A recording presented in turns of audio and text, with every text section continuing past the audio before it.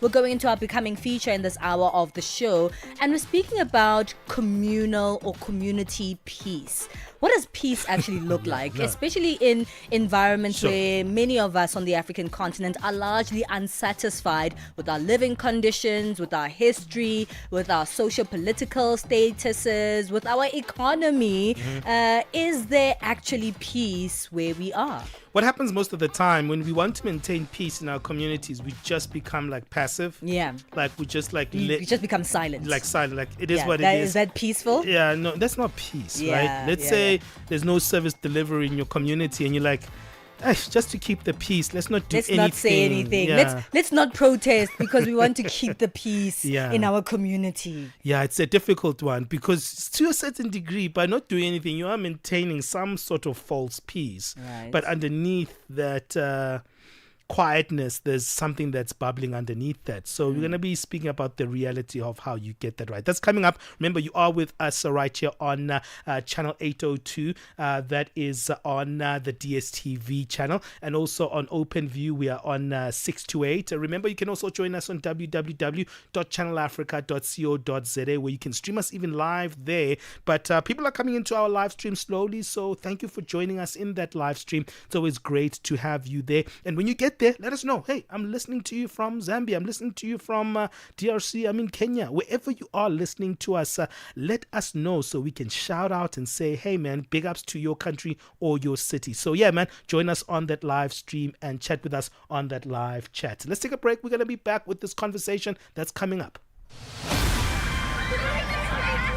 With gratitude for the voices, the rhythm, and the dreams that unite us all. Roho ya Afrika inaishi katika kila hadithi tunayosimulia. Each new day is a gift, a reminder to pause, to breathe, and to give thanks for the laughter we share and the journeys we take and the stories that shape who we are. Cada nascer do sol lhe lembre que há algo pelo qual ser grato. La vie est un voyage, parcourons-la avec gratitude. Channel Africa.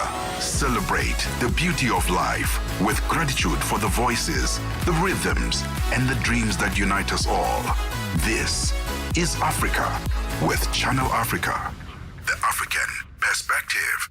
dziko lapansi likuyang'ana mzinda wa Johannesburg. Atsogoleri ochokera m'mayiko akuluakulu azachuma pa dziko lapansi akumana kukambirana njira zomwe zingasinthe mayiko, misika komanso zatsogolo la mayiko. Mukudziwa kale kuti Channel Africa idzakhala komweko kukubweretserani zokambirana zamkatikati komanso akatswiri kusanthula zomwe zili zofunikira. Msonkhano wa G20 kuyambira pa 22 pakana pa 23 mwezi wa Novembala monga momwe ukuchitikira. Karani cheru ku Channel Africa, kalilole wa Africa. Palesa and Benjamin fuel your day with fresh African perspective on Channel Africa. Do you think we live in peaceful societies? Do you think we live in peaceful communities? What does a peace mean to you? Across many African communities, peace is so fragile. We have socio-economic inequality, political unrest, social tensions, and historical injustices. And because of this, the path to harmony is often challenged because peace sometimes looks like, everyday acts of kindness, understanding, cooperation, and just a binding together in our society. But this has become quite elusive. We're speaking about that in this hour of the show, Community Peace. The 15th Desmond Tutu International Peace Lecture is taking place later on this particular month on the 20th of November. And this year, central theme is Letters for Peace. This is a campaign global invitation for people to reflect on what peace means to them. And we want to find out, what does peace mean to you? How do we embody peace in our communities? And what does that look like in our everyday lives? Joining us on the line is Solange Nolan, the head of advancement at the Desmond and Leah Tutu Legacy Foundation. Solange, thank you so much for joining us this morning. Thank you for having me. It's a privilege to be here, and thank you for making the time for us. You know, we speak about this like it's such an easy word. It does sound like a very easy word, but it's very hard sometimes to really feel it or truly understand the meaning of peace. So let's start with this. From your own perspective, Solange, what does peace mean in today's world? I love that because, we're human, we progress at different rates, we have understandings from different perspectives. And so that's such a varied and beautiful question. But for us here at the foundation, peace isn't just the absence of violence or conflict. It's literally the presence of justice, dignity, and respect for one another. Archbishop Tutu often said, if you want peace, you don't just talk to your friends, you talk to your enemies too. So it's about empathy in action and how we hold space for difference while working toward fairness, the understanding, and the common good. That's what I would say. I'm glad that you mentioned that in terms of it not being the absence of violence, because many of the times when we say we're trying to keep the peace, that's what people say, right? It's a phrase that we often hear, keeping the peace. Sometimes it just means not complaining. Sometimes it means being silent even when injustice is happening to you because you're trying to keep the peace. But in a communal aspect, this trying to keep the peace doesn't actually give us a peaceful environment, does it? No, obviously, different interpretations from different perspectives in different communities. And when you start to take a stand towards something, there's bound to be conflict. The idea of peace is to first make room, for us to find common ground and to hear each other out before we move forward. A lot of conflict comes because people are triggered before they actually speak to one another. And so for us, it starts small, speak to each other. I love that, That's the thing. Personal peace is something that is easily achievable, right? Because you're in a silo, you're in a particular bubble. But when you have to now navigate being there with others, it's a completely different ball game because tensions are going to be inevitable. And it's those tensions in a contemporary environment that we struggle with.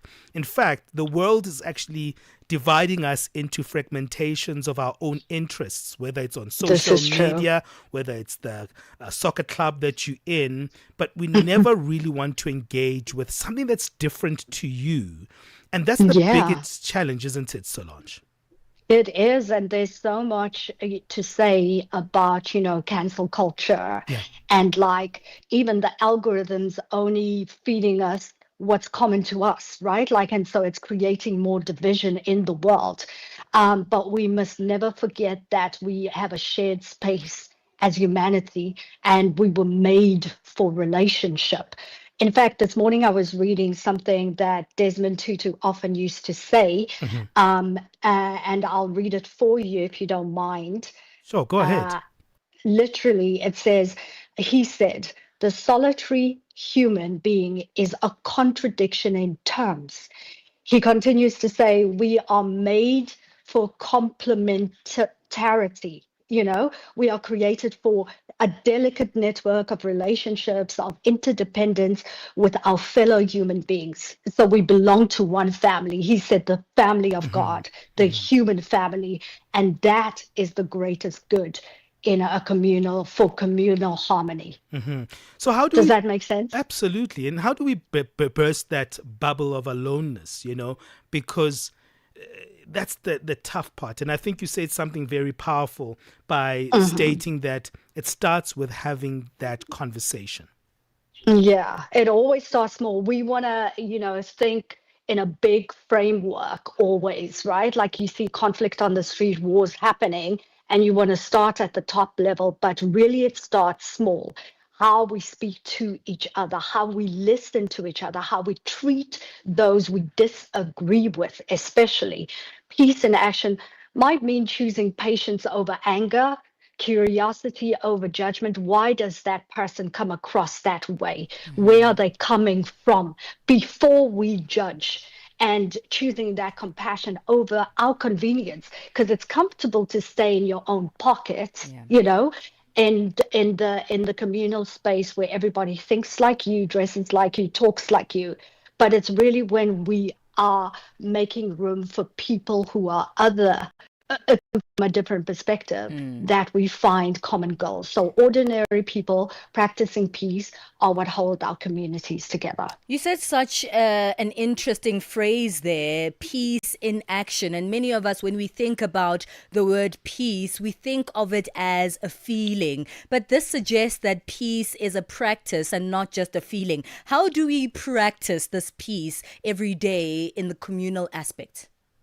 Yeah, it's a very good question. So, in such a fractured society where everybody just kind of comes into the office, goes into their own space, or just lives in their own setting and doesn't explore beyond, it starts with first coming from the perspective of others, right? Having traveled all over the world and lived in different countries, it's such a great thing to understand different cultures and see how different people think in different perspectives in different communities, right? So it's that intentional practice of putting yourself in somebody else's shoes and coming from their perspective. Everybody has a story to tell. So it starts there. Listen to where they're coming from, their story, and how they got to that conclusion in every single practice every day. Also, making room to center yourself. Again, Desmond Tutu had a beautiful practice of early morning centering himself, obviously with God for him, but making sure that he comes from the point of view of not being triggered by anything else outside of the principle of living for others.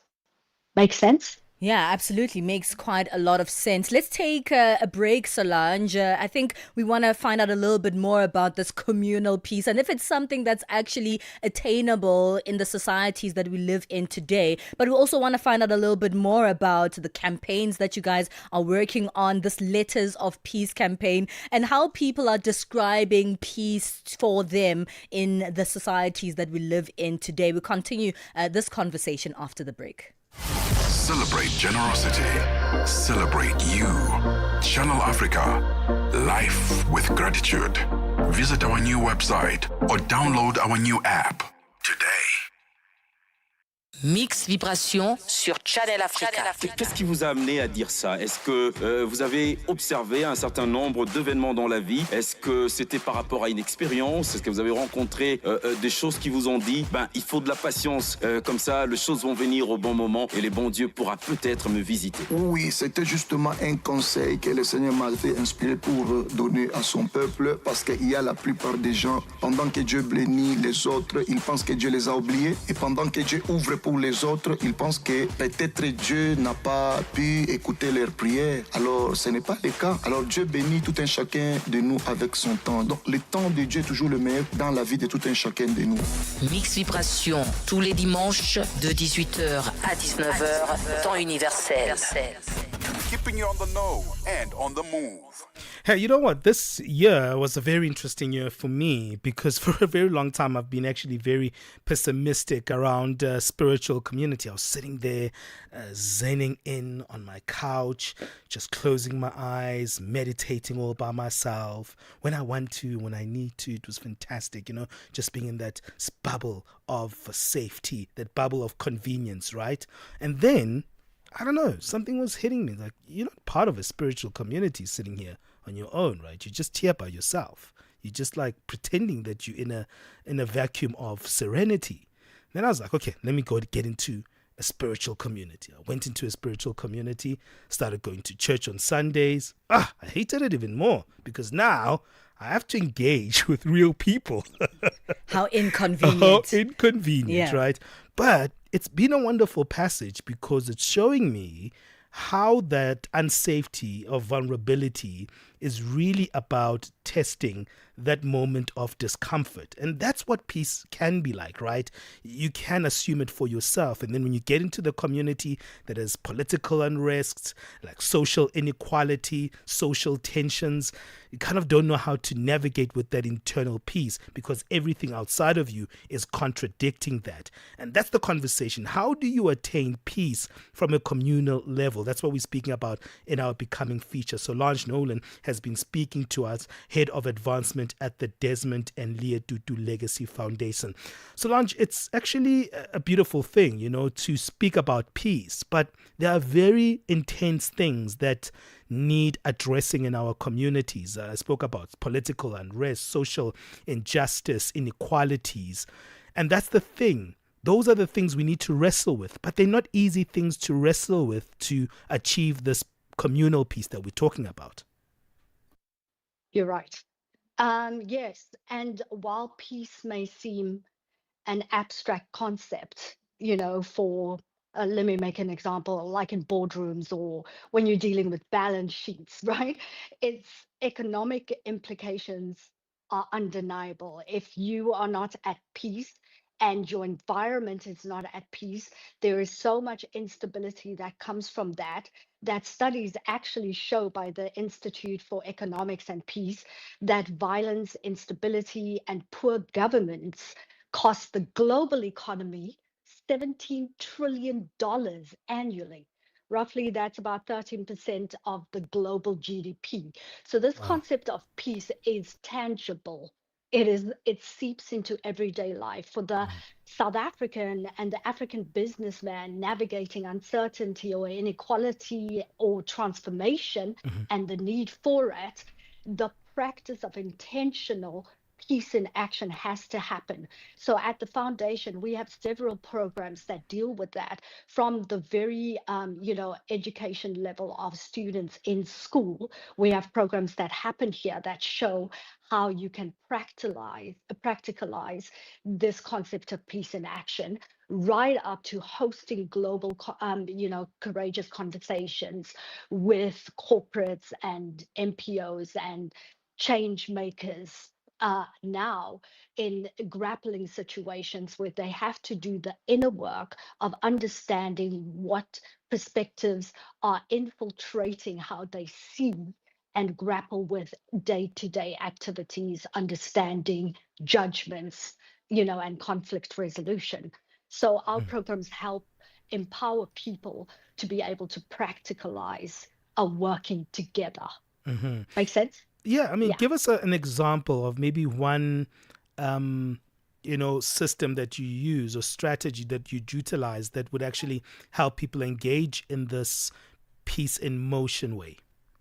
Right. So even when it comes to the workplace, and we have certain KPIs on our head, right? Like in each department has to deal with different outputs based on that. There can often be, disparity in terms of how each department grapples with that. So even on a corporate level, we host those courageous conversations where the differences are then brought out, and then the leaders have to do the work of utilizing certain tools that we have to grapple with what's going on the inside, to help them interpret that together and find common ground. And you'll find that you have to have a lot of inner work. You mentioned the example of going to church. You were in your comfortable bubble, so you were at peace, right? But as soon as you encounter humans of a different perspective, now you have to, before judgment, be curious about where they come from, right? And how their system of interpretation works, even in those KPIs, right? Yeah. And then be able to practicalize that.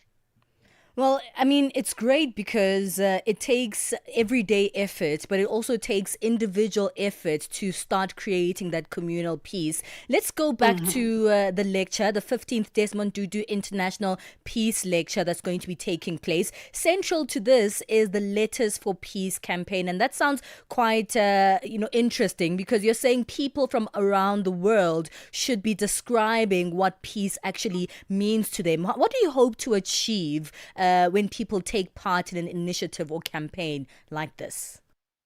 So we're hoping that people will start using their voice. The world becomes a place of inconvenience when we do not put forward our right to use our voice. So Letters of Peace is literally a global invitation for people to share what peace means to them. through a letter, a poem, video, or artwork or a song. And every submission becomes a part of a kind of a living peace wall that will be unveiled at this year's Peace Lecture at the CTICC on the 20th of November. And it's a way for people to turn hope into expression, and that expression into connection with others, you know? So we see the different perspective people come from, and we're able to walk towards a common goal for our common societies. I know you know that the world seems to be super fractured at this moment. And so we're hoping that if people see each other's interpretations of peace, that they can become a common understanding of how to make that and live it out in their everyday walk. And it's launched today, and it's very simple, you know, in terms of where you can drop that or post it on your socials. So we're really excited about that. Okay, something definitely that we can all look forward to. And in terms of the takeaways for this year's lecture, what are you hoping people take away from a lecture of this kind from the foundation this year? Often in society, we see that maybe many wars are started by the claim of a belief system, religious or otherwise. We're hoping to address the issue of faith, conflict, and our shared humanity, and show the principles that Archbishop Desmond Tutu applied in these situations, which are to first listen and then address the issue and work towards common good. He also said that there cannot be peace without justice. So of course, accountability and justice need to be part of the framework. And so we're hoping that people will come away inspired, encouraged, and to release a new generation of change makers who will use their voice and work towards reconciliation, peace, and justice. Solange, thank you so much. There's been such a wonderful becoming conversation. We love this feature, but you just gave us an extended way of seeing ourselves, that we're not just belonging to ourselves, but we also belong to a bigger community. Thank you for your time. Where can people go to find out more about the lecture and also maybe participate in the Letters for Peace campaign? Just do tutu.org.za/letters of peace, and you can drop your contributions right there and find out more about the lecture and get your reserved ticket free from Quicket. Fantastic. That's Solange Nolan, Head of Advancement at the Desmond and Leah Tutu Legacy Foundation. Do you think we can have that communal peace? Is it something that we've become pessimistic, indifferent to in our communities in Africa, or we can regain them? What's your take on the conversation? WhatsApp us on +2763 406 9126. Let's move on right now. 10:30 Central African time. We have Musibudi Makura standing by for our latest sports. Sports on Channel Africa. The African Perspective.